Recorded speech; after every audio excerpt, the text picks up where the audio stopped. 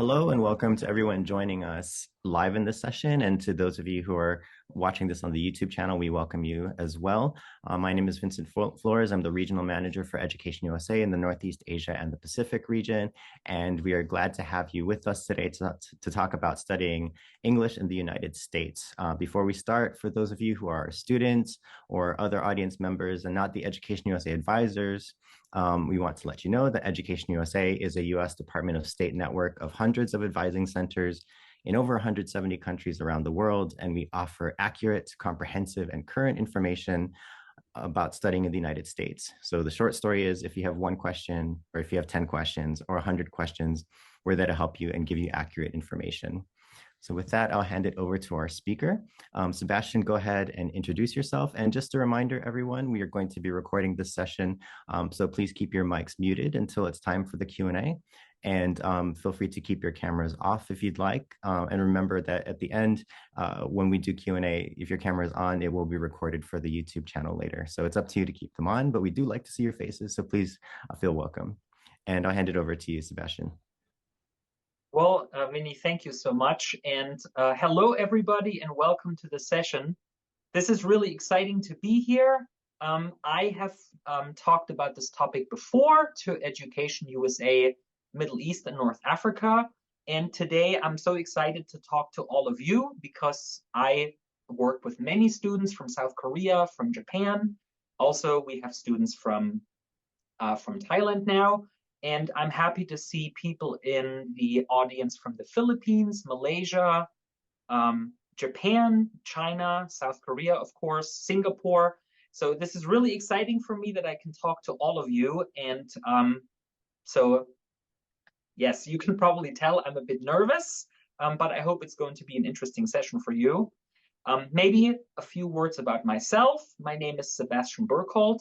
I am the Assistant Director of the Intensive English Program at the University of Georgia in the United States. I am originally from Germany.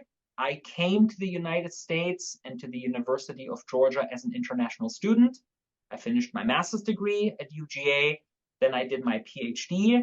and I have been the Assistant Director of the Intensive English Program since February 2023. So just a bit over a year now. All right, so let's get to my presentation. I hope you can all see, yeah, the screen should have shared correctly. So at the beginning, I would just like to briefly talk about why somebody should study intensive English in general.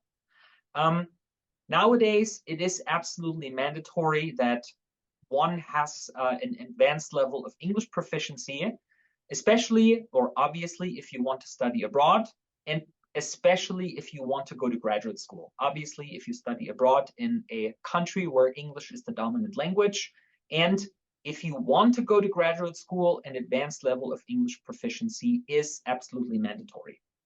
But not only that, also if you want to work in a highly professionalized field. Okay, there was just some background noise, I'm sorry. So also if you want to work in a highly professionalized field, not just in another country, but also in your own country.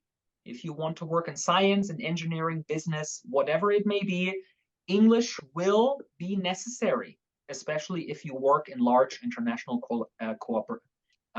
corporations.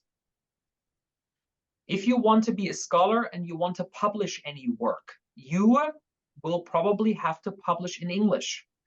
In the past, it was possible to publish work in your own language, but then, of course, it can only be read in your country and maybe in other countries where your language is spoken. But nowadays, if you want to have an influence on international scholarship, you have to publish in English. And obviously, if you want to live and work in another country, you have to speak English, and if it's another country, their language as well. So why would you want to study intensive English in the United States? First of all, the United States has a very large number of intensive English programs, and most of them are located at large universities. And at these universities, you will very likely have highly qualified instructors. And in these world-class intensive English programs, you can receive engaging, supportive, and rigorous language instruction to obviously improve your English. But beyond that, you can also receive very important institutional knowledge. So what do I mean with institutional knowledge? If you are attending an intensive English program at a large American university, you will also learn how to transfer to that university. How can you get into the university? What do you need? What knowledge do you need? How do you communicate on a professional level in American academia? How can you get ready to be on the American job market or the international job market? So it's all additional cultural and institutional knowledge that will help you be a successful student in the United States, or even get a job and potentially a permanent residency in the United States. So as I just alluded to, you can easily transition into academic programs after completing intensive English programs. And so attending these intensive English programs in the United States is a great way to have access to these universities and then to also important companies and organizations, because large corporations and organizations recruit from large and well-known American universities. So if you attend these IEPs at these large universities, you can also have access directly to the far-reaching international networks that these universities have, and you can benefit from the strong collaborations that these institutions have worldwide. And also very important, if you attend an intensive English program in the United States, you can build your intercultural competency, because if you are multilingual, you are also multicultural. And very important is, not only do you learn how to speak the language, the vocabulary, the grammar, but what you learn is to build cultural competence in language.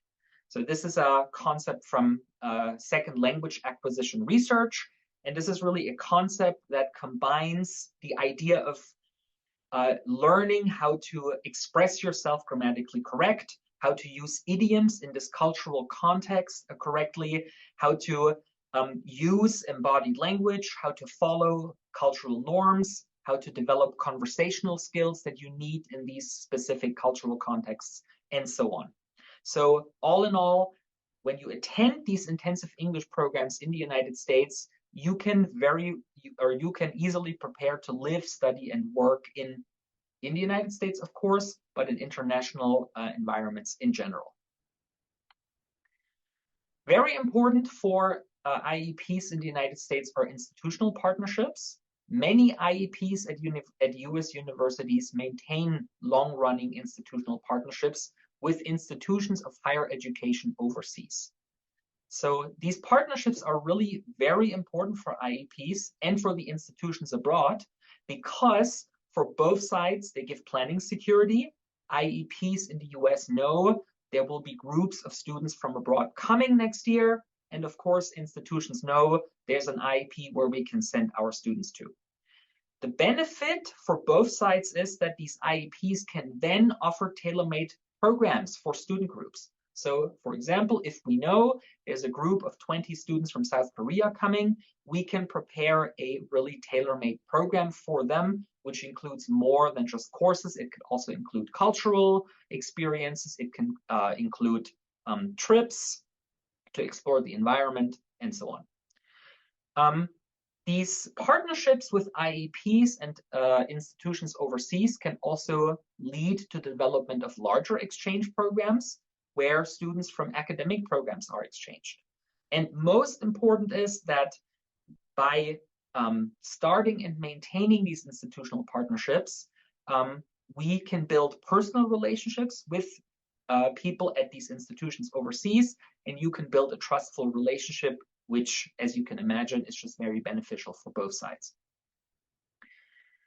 So something that you need to know as advisors is that many IEPs use study abroad agencies to initiate such institutional partnerships and to recruit students. That makes it easy to find potential partners for both sides, and it makes it easy for institutions abroad to compare IEPs and to find the most suitable partner and really just the best offer. However, working with these agencies costs additional time, and of course, it also incurs additional cost. So sometimes it could be better to reach out to IEPs directly. We, at my program, we're currently not working with agencies because the university doesn't allow it. So we hope always we can build relationships with institutions by directly getting in touch with them. So here's a bit of information about intensive English programs in the United States in general. Most IEPs offer 3 levels of English instruction: beginner, intermediate, and advanced.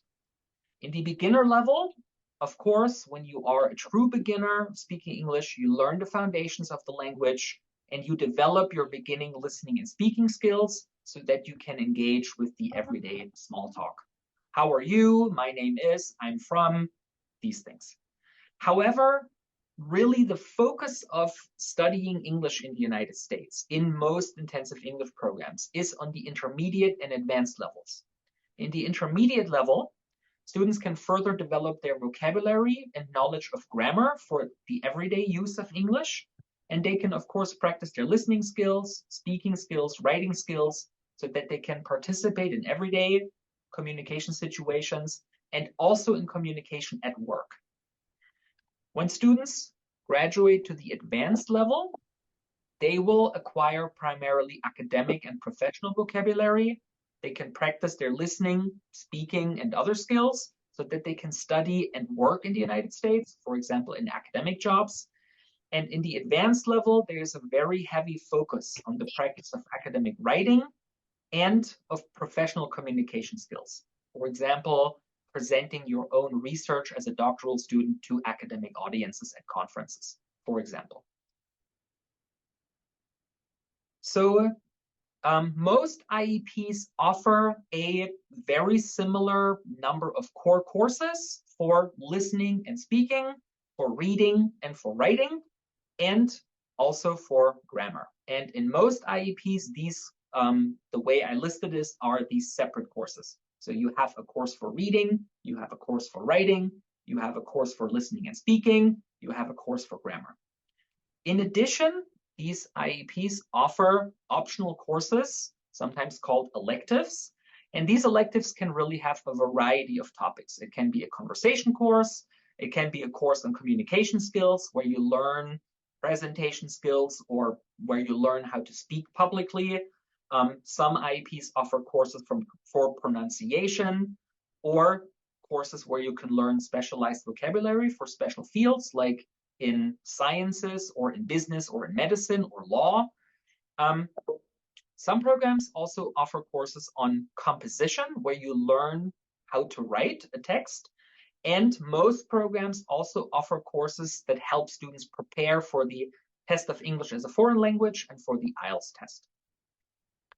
Courses are, in most programs anyway, courses are 50 to 75 minutes long, and they are taught Mondays through Thursdays. So in most programs, Fridays you don't have courses, and of course you don't have courses on the weekend, but you get homework in these courses, and then on Fridays and on the weekend, students have time to do their homework and prepare for the coming week. So course sessions are mostly 7.5 to 15 weeks long, and most IEPs follow the academic calendars of their universities. So the regular IEP sessions are during spring and fall semesters. So at my program at the University of Georgia, our courses work a little bit different. Our courses are more integrated, so we do not offer courses for a reading course and a writing course and a grammar course. In our courses, students practice all these different second language skills together, and they learn about grammar, vocabulary, and culture in every single course. Our courses are also more flexible, so we always adapt the topic to students' needs and interests.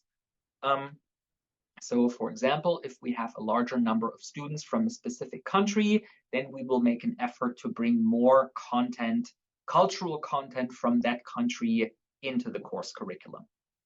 And our courses are also longer. So as I said, at most IEP courses are maybe 50 minutes long. We don't do that. Our courses are 80 to 120 minutes long, and students really appreciate that because they just have more time to really practice the language, and it gives our instructors more time to do communication activities or maybe presentations or whatever instructors want to do in the course. This is just a brief overview over the courses that we offer in my program. So we offer an English for Beginners course.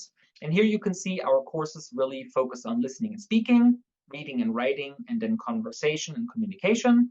And so we offer listening and speaking and reading and writing, both for intermediate and advanced levels. And then we have a variety of electives that focus on communication skills, such as pronunciation, public speaking, idioms, and we also teach a course specifically about American culture. So the cost for IEPs really ranges wildly, and of course, this is a very important topic. So something that you need to understand is the cost of an IEP is primarily based on the location and the name of the university, and not really, it does not necessarily reflect the quality of the program.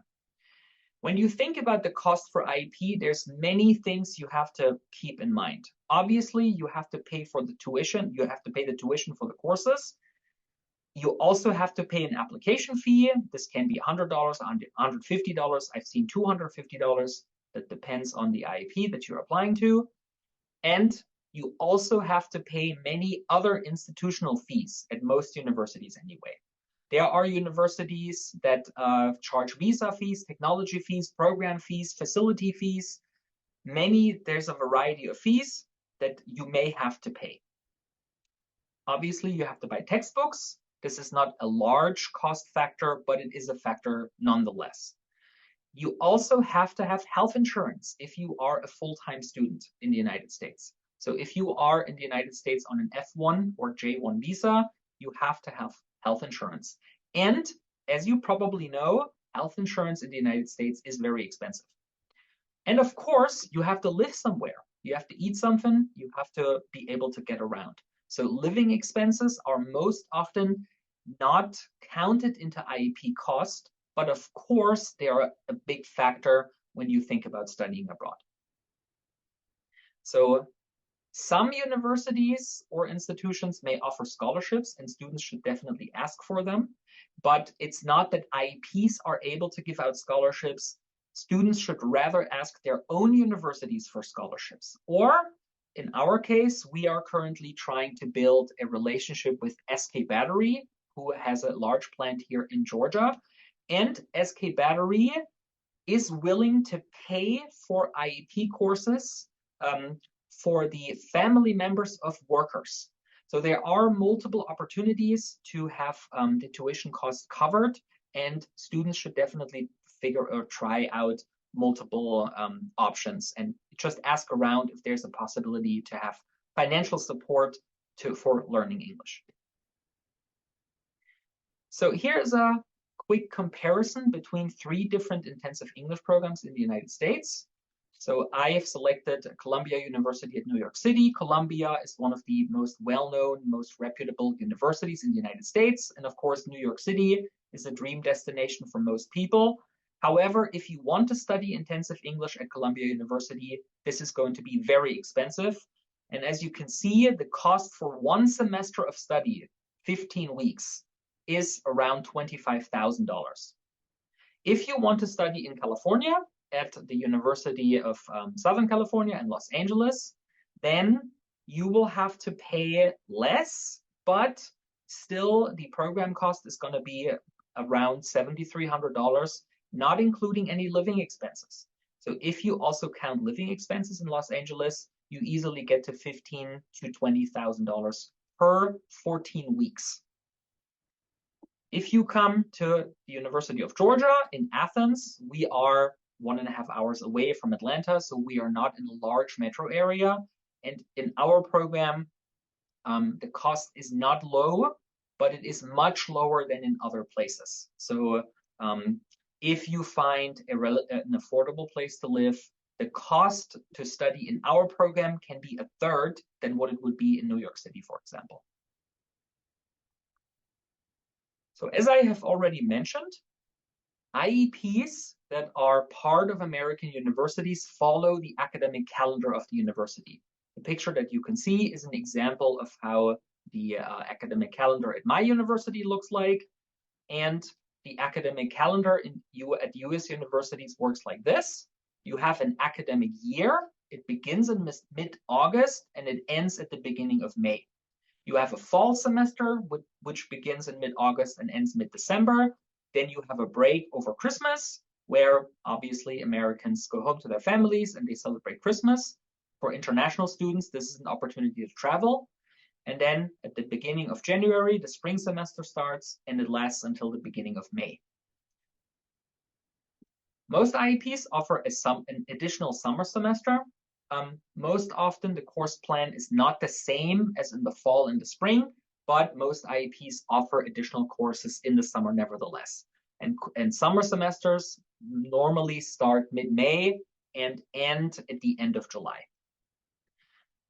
Something that is very important to keep in mind is if you want to come to the United States to study in an intensive English program, you should apply as soon as possible. Depending on the country where you are from, it can take a very long time to secure or to have all the documents ready and to apply for a visa and receive that visa. In some countries, that process can go very quickly, but we also have students from countries that have to travel to another country to do a visa appointment at a US embassy or consulate. So if you want to come on a visa to the United States to study intensive English, you should apply at least one semester before you start. Ideally, you apply half a year before you want to begin your studies. This is just a quick overview over the academic calendar in our program. So what you can find in these academic calendars of intensive English programs are application deadlines, deadlines for tuition payment, and of course, when do your courses begin and when do they end. So, and as I just mentioned, we offer a summer program as well, and then we offer a program in the fall and then in the spring again. Okay, so here is some information about how to apply to intensive English programs and how to secure your visa. If you want to apply to an IEP in the United States, you must obviously fill out an application form. So what you can see in the corner is an example of how our application form looks like. And what you can expect is that you are asked personal information. Obviously, your name, your address, your phone number, your email address. All this information is necessary that the Immigration Services Department at the university you're applying to can process your application. You need obviously a valid passport, and you need to have a home address. You need to pay an application fee. If you do not pay the application fee, your application will not be processed. Important to know is that these applications fees are generally non-refundable because when you apply to an IEP, it causes work to process your application, and universities charge a fee to have this work done for you. And this is why the application fee is non-refundable. After you have filled out the application form and paid the application fee, you need to provide additional documents. You need to provide your passport. If you already have a visa for the United States, you need to submit that. You need to submit a financial support statement, which shows that you have sufficient funding to attend a program in the United States. If you have taken the TOEFL or IELTS test before, you should submit your score and potentially other documents that you have to submit. Important is that you communicate regularly with the intensive English program and with the university's Immigration Services Department. We see it all the time that students apply and then we don't hear from them in weeks or in months. If this happens, the program will believe that students are not coming and they will not follow up. So you should definitely communicate regularly with IEPs and with the university's Immigration Services Department. What students need is obviously a valid passport. They need money. This is just a reality in the United States. Studying in the United States is very expensive, and you need to be able to show that you have funding ready on your bank account as a security. And you obviously need a visa in the US if you are a full-time student from another country. So how do you apply for a visa? This is generally not a very complicated process. After you have submitted your application to the IEP, the intensive English program will communicate with the Immigration Services Department at the university. This department will get in touch with the student and request additional information and documents. When the student supplies all the information and documents that are needed, the student will receive an I-20 or a DS-2019. This is the name of the forms that students need to go to a US embassy or consulate in their country to apply for a visa. Again, if students are prepared and submit all the necessary information and documents, this process can be pretty quick and painless. So once students receive the I-20 or DS-2019 forms from the university's Immigration Services Department, they can then go to the US Embassy or Consulate in their country and apply for a visa. And you have to fill out an application form. You have to pay a non-refundable application fee again. You get an interview at the US Consulate or Embassy. And then if the interview is successful, you will receive your visa from the Embassy or Consulate. And with the visa in your passport, you can travel to the United States and begin your studies in an IEP. I want to say a couple of words about different visa types because the United States has a pretty large number of visa types and they all come with their different regulations. If you live outside of the United States and you want to come to the United States to study English, you will either have an F1 visa. This is if you pay for your application yourself. This is the case for most students. If your application is funded by your home government or your university, you will receive a J1 visa. If you come to the United States from abroad, you must study full-time. That means you have to take at least 18 course hours per week. So you have to, if you come to the United States to study intensive English primarily, then you have to take a full-time course load. If you are in the United States on a different visa for a different purpose, for example, because you are attending an academic program at a university, or maybe you have a work visa for the United States, then you can take part-time courses in an IEP, then you can take less than 18 hours of coursework per week.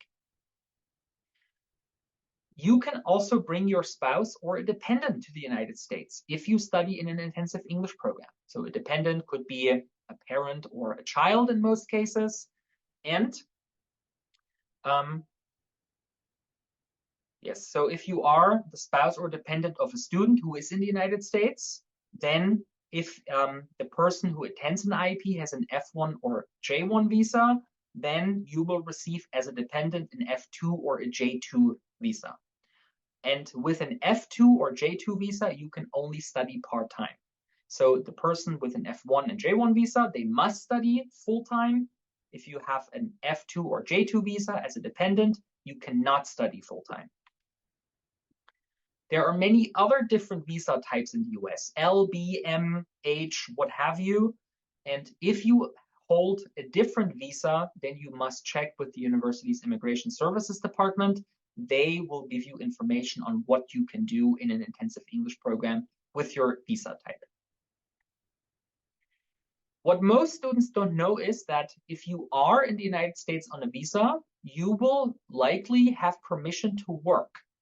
If you hold an F1 or a J1 visa while studying in an intensive English program, you can work in the university where the IEP is located during academic semesters, up to 20 hours per week, and as long as you take your IEP courses. So if you have a vacation term or break, like spring break or Thanksgiving, you are allowed to work full-time. So there's a couple of special regulations. If you are a J1 student, you have to have written authorization from an immigration services advisor. This is primarily just a quick visit to the immigration services department. Somebody will sign your paperwork and you can apply for a job. If you hold a J2 visa, you can work if you receive work authorization. If you have an F2 visa, you cannot work. So, and to confirm that you are allowed to work, you have to contact the university's immigration services department. So I always emphasize this to our students because working while studying an IEP is a great opportunity for three reasons, really. First of all, obviously, you can earn some extra money. Second of all, you can practice your English in an authentic environment because obviously at your job, you will have to speak English. And third, you can find additional friends outside of the IEP. As you probably know, being an international student is not easy. It can take some time to find some friends, and having a job is just a great opportunity to find additional friends and to make some extra money. So why would you study intensive English in our program? First of all, we are located close to Atlanta on the US East Coast. We are also relatively close to Washington, D.C. and New York City.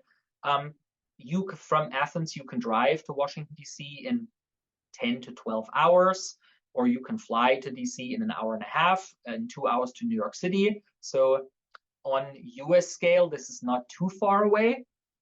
And our program and our university are located in a small and beautiful town named Athens, Georgia. The town is not too large. It has about 130,000 residents, students and university employees included. And our university has a large and very beautiful campus. The university invests a lot of resources into keeping our campus nice and very beautiful and walkable. And very good is our campus is very safe. We have our own police force, and on campus as a student, you can take advantage of really many things that the university has to offer. We have a huge sports center with an Olympic-sized swimming pool. We have a huge university health center that students can use. The campus is very beautiful. There's multiple gardens. The plants are blooming very nicely in the spring. So right now the weather is great and campus is just a very beautiful place to be. So in our program, as I mentioned before, our faculty is highly qualified. All of our faculty holds master's degrees or even PhDs. And many of our faculty have up to 30 years of teaching experience. And in our program, we offer engaging, supportive, and rigorous language instruction. And we help English learners not only improve their English proficiency, but we also help gain cultural knowledge and obtain practical communication skills. And also shout out to Ji Sang-yo, who is our social media and marketing assistant. He is also attending today. And he is based in Busan, South Korea, and he can communicate very quickly with local institutions. So we will offer Korean-speaking promotional materials, and we can also communicate with students who don't feel confident communicating in English. So also, as I have shown before, our program is relatively affordable. It's not cheap. I don't want to tell you that, but it's much more affordable than most other programs in the United States. And also a huge benefit is the cost of living in Athens in comparison to large cities is more affordable. Again, it is not cheap, but if you want to live in Atlanta or in any other metropolitan area in the United States, the cost of living is much, much higher. So, and even though we are not located in a large metropolitan area, you still have access to the Atlanta metro area with over 6 million people and 150 different nations being represented in this large metro area. And Atlanta has a very large airport. For attendees in the audience who are from South Korea and from Tokyo, you might be happy to hear that the Atlanta airport has nonstop flights between Incheon Airport in Seoul and Haneda in Tokyo, which is a huge advantage on such a long journey around the world. So also a big benefit in our program is our intensive English program is housed in the Office of Global Engagement. So our applicants don't need to wait a long time for their application to be processed and for their visa paperwork to be processed. We work door to door with UGA Immigration Services. And so if an applicant applies to us and has all the documents ready, they can receive their paperwork necessary to apply for a visa within a week. So very quickly turnaround time. We respond very quickly. We meet with applicants face to face. They can ask us any question they may have, and the application process in our program, especially the visa application process, goes very quickly and very smoothly. So, and in our program, we are very proud that we spend a lot of time with our students. All of our faculty loves to hang out with students. We do a lot of free time activities. We offer social events because we want our students to get together, find friends, practice their English in authentic environments. And really, our program is much, much more than just taking courses. We really try to spend as much time with our students as possible. And many of our students become friends over time. We stay in touch with many of our students. We follow where they go in their educational careers, in their professional careers. And this is something that I really love, that our program is much, much more than just teaching students in the classroom. Okay, so much from my side. I really hope it was interesting. I hope you have some questions, comments, and suggestions. Please ask anything that you want. I'm happy, or I will try to answer every question that you may have. So, but for now, thank you so much. Thank you so much for the great presentation. So we'd like to open it now to any audience members, students, Education USA advisors. If you have any questions, we'd appreciate it if you would use the raise your hand function, and we'll call on you and we can open up your mic. So if there are any questions, please feel free to raise your hand or unmute your mic. And also, while we're waiting, I should note that we have advisors from all across the East Asia and the Pacific. And I saw a question that just came in from Carol from Taiwan. Can students work in the US after IEP, and for how long? I'm not sure. Honestly, I have to say, I'm sorry, I cannot exactly answer the question, but I can follow up with our Immigration Services Department. And if you give me your email address, I can have an answer for you by tomorrow. So as far as I know, when I finished my degree, so when you are in an academic program and you finish a degree, a master's degree or a Ph.D., you are allowed to work in the United States for up to a year. I don't think that you are allowed to work in the United States if you finish an intensive English program, because it's not a degree program. However, again, I'm not 100% sure, and I could only answer the question for the state of Georgia. In other states, there might be different laws, and it could be possible to receive work authorization after attending an intensive English program. There's a question in the chat, and also you can feel free to write your questions in the chat if you prefer not to be on mic. A question from Education USA Tokyo. If students pay for an application themselves, do students need to obtain an F1 visa to attend IEP regardless of the length of a course? Is that correct? That is correct. And says Japan is a visa waiver country for travel in the United States, and we use ESTA to enter. Sometimes prospective students ask us if the F1 visa is needed to attend a short, for example, 2-week or a few hours, 7 hours a week, for example, IEP course. So, okay. The legal situation in the United States is that nobody is allowed to attend intensive English courses without a visa. However, there are some institutions in the United States that work their way around these laws and allow visitors on a tourist visa to attend IEP courses. It depends on the purpose of the study.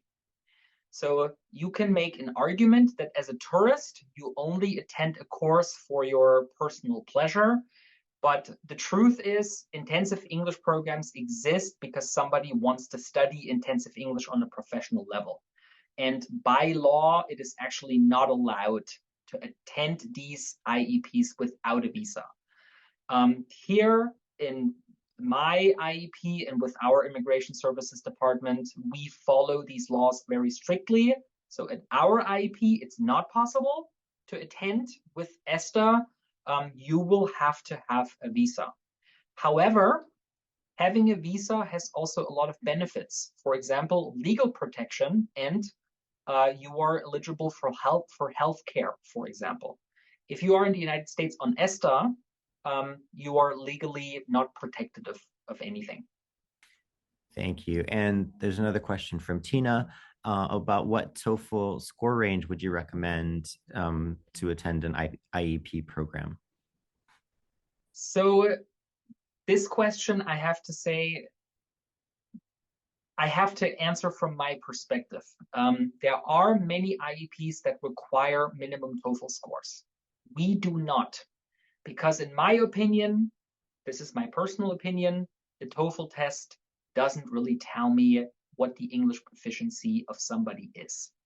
We had many cases where students applied with a very high TOEFL score and they arrived here and we found out they are not able to communicate at all.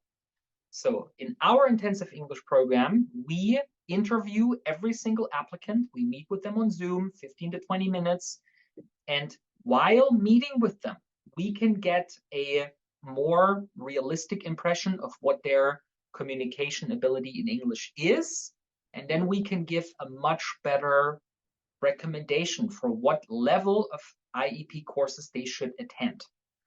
Of course, universities, if you apply to an academic program, universities have cutoff scores. They say you have to have at least a TOEFL score of 80 to be a successful student at this university.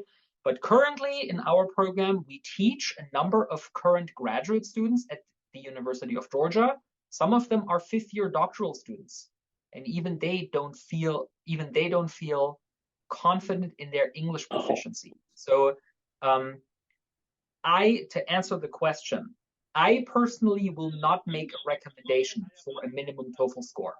My recommendation is you need to be able to communicate in English at least on a low intermediate level so that you can successfully participate in an IEP. If you want to come to the United States to study in the beginner level, then there are some IEPs that offer true beginner level courses, but it's not really understandable for me how somebody can apply for a visa and go through immigration at the US airport without zero knowledge of English. I can't imagine how that would work. So I think at least a beginner level of English, maybe a high beginner level of English should be the minimum to really effectively participate in a US IEP. Sure. And before I get to the next question, just for the audience's benefit, colleges and universities often have sort of a cutoff or a minimum recommended. It's always good to check whether that's a hard cutoff, like you must make this line, or is there a possibility that if you're a little bit below that you might be admitted, they might recommend an IEP that's within their institution. So a lot of students will say, I'm a couple points below, or I'm this many points below. But you might also check if the school has an IEP. In that case, you might be able to be conditionally admitted. Let's see, there is a question from our advisor in Guangzhou. Excuse me. This is Trina from Education USA. Nice to meet you. Will you take minors to the program? If so, will you offer guardian services and housing options? And if you can speak to maybe others that you know of, I can also speak to a few programs that I'm aware of for this question. Our program does not accept minors. Students have to be 18 years of age when they begin their studies. Vinny, I would ask you to please talk about other programs that you know, because I'm not too familiar with. I'm only familiar with programs accepting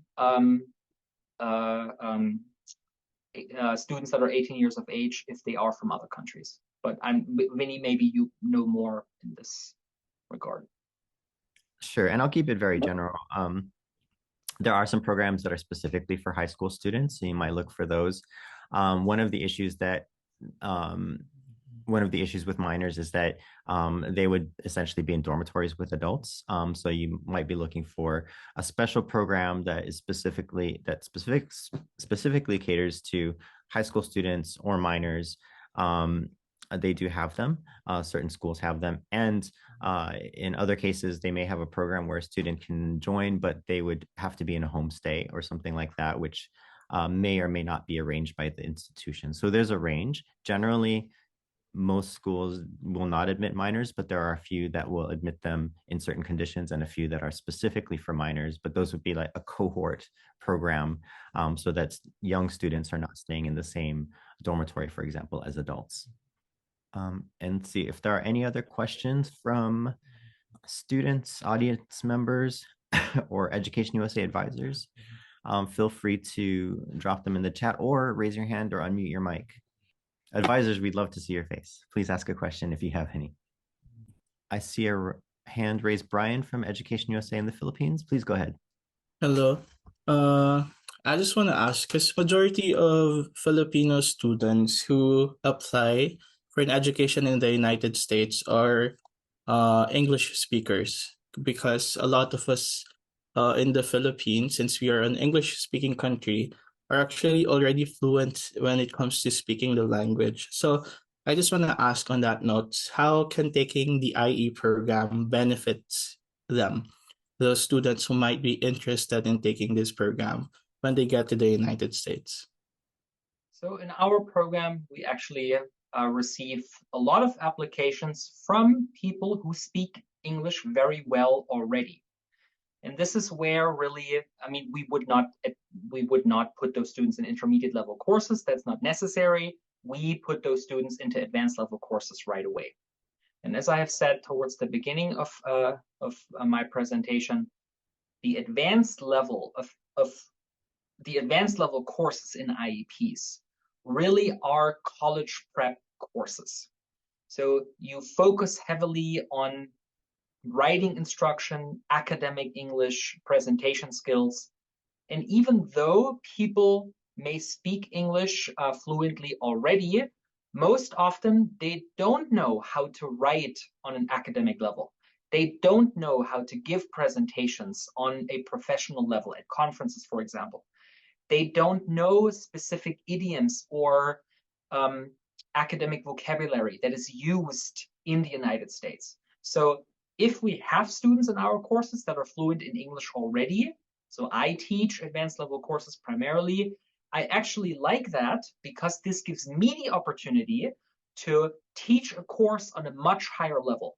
Currently, I teach a course with students who are fluent in English, and we read academic literature from the fields that they want to get their master's degrees or PhDs in. I have helped them craft their statements of purpose for their graduate school applications. We talk about academic integrity in the United States, which is a very, very important topic that I always stress. So in my course, students learn how to identify plagiarism, how to cite primary and secondary sources correctly. They learn how to write cover letters for job applications. I teach them how to structure their CVs or their what's the other thing? I forgot for a second, like their curriculum vitae. I teach them how to structure this in a way that they can apply to the university for an academic job. So personally, I would say even if someone is fluent in English already, there is still a lot of institutional, cultural, and academic knowledge to obtain to be a successful graduate student or working professional in the United States. Thank you. And echoing that, as someone who came from a background of teaching, and I was a TA at the Department of English and Applied Linguistics at my university, we did have a lot of native speakers and people who were born and raised in the United States who just need a little bit more help, particularly with the writing and the academic sort of presentation things. And even teaching here in Korea, I had lots of students who are second language learners, but at the same time, students who had spent all of their academic life in the United States, spoke very, very fluent English, but also just needed a little more academic help. students have to understand that if they come to the United States to study, especially in graduate school, they will probably not have a course where they learn how to do their academic work in the American system. American professors just expect that you know that. And the reality is just that even if you have been a graduate student in your country, certain cultural standards might be very different. For example, last July, I taught a group of students from China, and Chinese students have a very different understanding of how to use ChatGPT at the university, for example. For them, it was completely normal to have to use ChatGPT to help with homework. In the United States, you can't do that. If you do that, it's possible that you report it to the Office of Academic Honesty, and in extreme cases, you might be removed from the university because the use of ChatGPT might be judged as cheating. So there is still a lot of cultural differences that students need to learn about.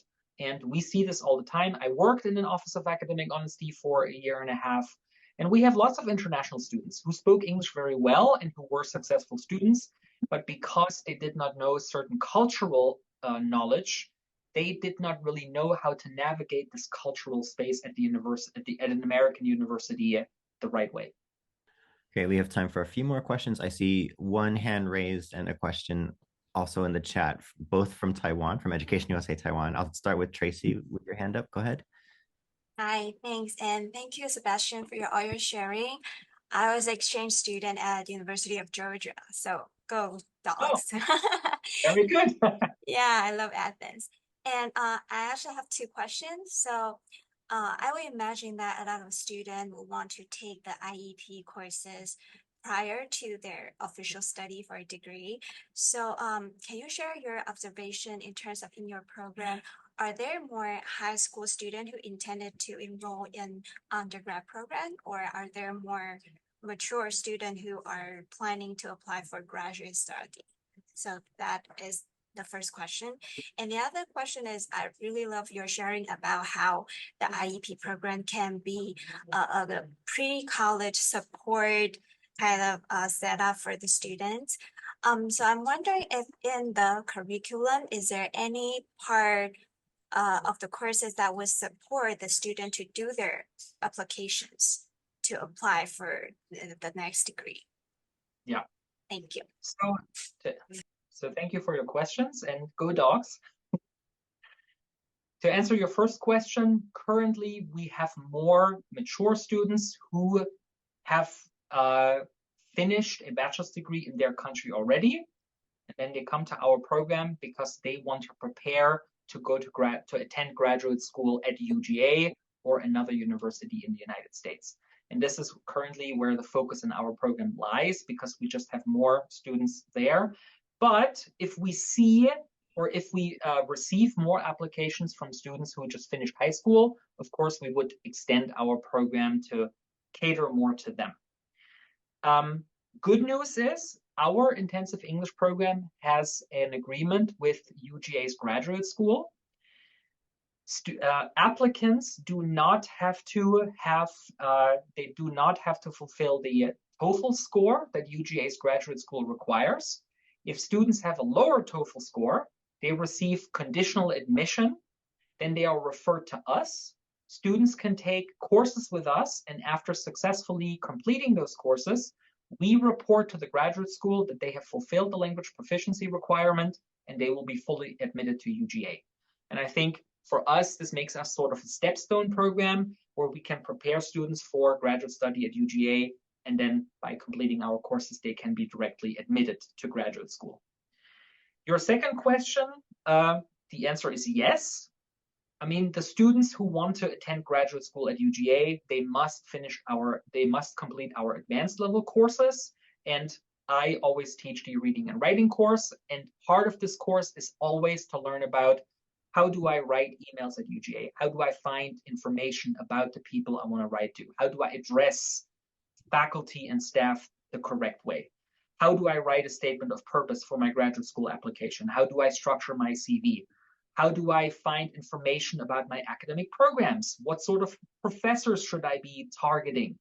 I teach students how to identify a committee, how to read the CV of professors, how to find publications from these professors so that in their applications they can talk about, I know this professor, I would love to work with this professor for my master's thesis or dissertation. So I can really draw from my own experience as a PhD student at UGA, and I really try to give all this institutional knowledge to my students. And my students are always very thankful because they feel much more prepared for this graduate school experience. Thank you. And we have, I think, time for just one more question. This is also coming from Taiwan, from our Education USA advisor based at AIT. Darian asks, does your institution have conditional admission to the degree programs? And also, how does it work in your school? So conditional admission, as far as I know, only exists for graduate school. We are just about to build a relationship with our undergraduate admissions program. And to be honest, I could not tell you if there is a thing as such as conditional admission to an undergraduate program. So, but in graduate school, for graduate school, I know this exists. So the language proficiency requirement for UGA's graduate school, as far as I know, requires an 80 on the TOEFL and a 6 to 6.5 on the IELTS. If students are below that, they can receive conditional admission from their academic departments. And then, as I said, the graduate school refers these students to us. They take courses in our program on the advanced level. And if they successfully complete those courses, we report to UGA's graduate school. They have completed the language proficiency requirement, admit them, and these students will be admitted, and they do not have to take the TOEFL or IELTS test again, which is a great thing because, of course, as a student, if you know you don't have to deliver these scores, it's just a huge relief. And offering other perspective, excuse me. Some schools do have conditional admission for undergraduate programs, and it really depends. It could be if you don't meet a certain cutoff, you can be conditionally admitted and have to take some basic courses. And it really depends on whether these courses will be extra cost or extra time, but it varies across the board. Some schools have it, some schools don't. And to Vinny, if you allow me to follow up quickly, if you want to be a graduate student at an American university and you want to have a graduate teaching assistantship, then you have to, at least at UGA, you have to fulfill higher requirements. If you want to teach at UGA as a graduate student, you have to have a very high speaking score. And most students do not achieve this very high speaking score during their TOEFL test. And so most of them have to take additional courses to fulfill that requirement.